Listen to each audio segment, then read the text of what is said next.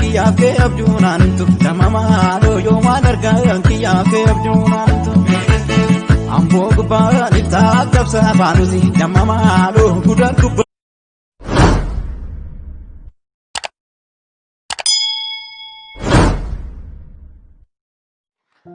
Dimimisa hin bariine bara dhugaa waalee bara somni caalii dhugaa lalachisaa somni qilleensa rakka kawwisaa dhugaa baatee eenyutu manatti galee ciisaa dhugaa baatee eenyutu manatti galee ciisaa kaayyoon mul'ata dhugaan beekee callisnaan somna afaan baasee dubbata dhugaan hoo maalaa jedhu laata dhugaan hoo maalaa jedhu laata goraan ulee miti osoo arguu maaliif mala naan jetta. Dhugaa koo sin barbaada eessa jirta dhugaa koo sin barbaada eessa jirta bara somni dagaagee dhugaan sobaan manca'e guddaan sobaan biyyarratti ragaa bahe guddaan sobaan biyyarratti ragaa bahe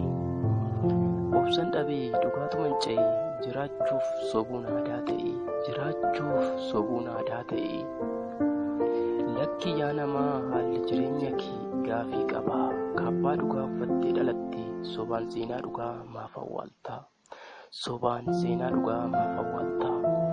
boru dhalakee seenaa kam dhaalchifta moo biyya biraa qabda seenaa biraa dhaalchifta moo biyya biraa qabda seenaa biraa dhaalchifta